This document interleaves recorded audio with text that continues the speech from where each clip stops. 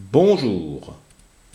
Comment calorifuger une chaudière déjà installée dans une coque sans avoir à refaire toute son installation? Voilà le truc et astuce que je souhaite partager avec vous ce soir. Ma Liva Vitesse, que vous connaissez déjà, a pour sœur jumelle Ivavit 2 de notre ami Alain Tutus. Ces deux bateaux ont les mêmes machines, à savoir un compound JMC, mais pas les mêmes chaudières. La chaudière qui équipe Ivavit 2 est très efficace et elle garde bien la température, donc la pression, et sa machine fonctionne formidablement. Pour pallier les difficultés que j'ai rencontrées lors du dernier trophée Anton, j'ai, grâce à mon ami Max, installé un tissu de verre autour de la chaudière.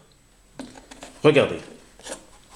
Alors j'ai tout remonté pour être vérifié que tout allait bien. La chaudière était tenue par deux cercles de laiton de 0,5. Ces cercles étaient fixés au fond du bateau par des plots de laiton filetés en 3 mm et noyés dans la colle. Comme j'ai changé le diamètre de la chaudière en rajoutant ce tissu, c'est du tissu de verre qui fait environ 3 mm, comme vous le voyez, 3 mm. Alors, il me le fait des échardes, c'est un peu délicat, donc il faut faire attention à le manipuler.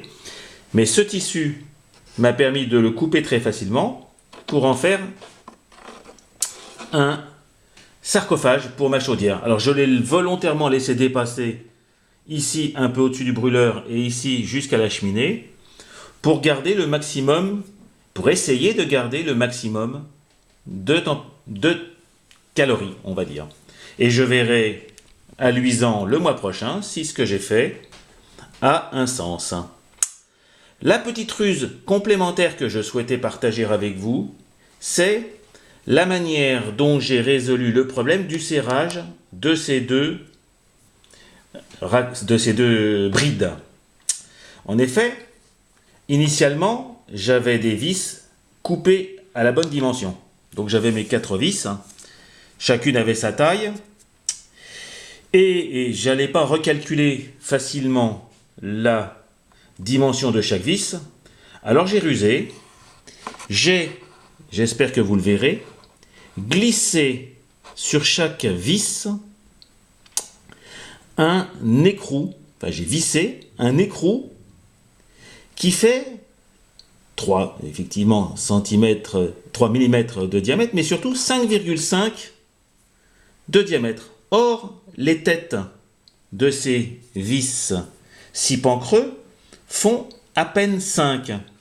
Moralité, grâce à ce tournevis creux de 5,5, j'ai pu d'abord, bien sûr, avec un tournevis standard, visser sans forcer et sans traverser les vis 6 pans creux sur leur écrou noyé dans l'araldite, la colle époxy, puis en mettant dessus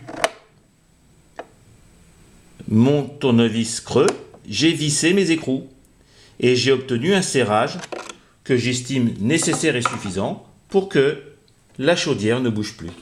Et vous voyez, on voit bien que je serre puisque on voit bien que c'est légèrement écrasé. J'en ai profité pour recalorifuger le tuyau qui emmène ici ma deuxième partie de la vapeur sur le tank. Ça marchait déjà très très bien, donc il n'y a pas de raison que ça marche moins bien avec ce système qui va encore plus lui permettre de récupérer la chaleur.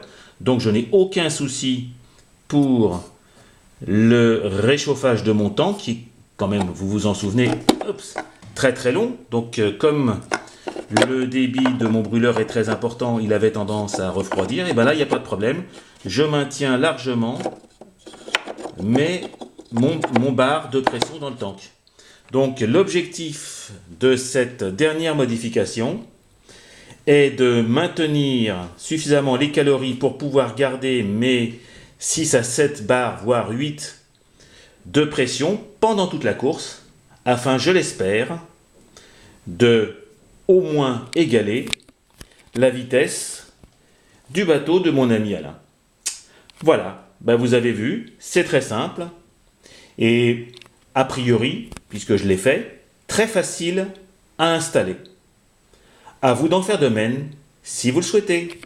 Bonne journée, bonne soirée, au revoir les amis.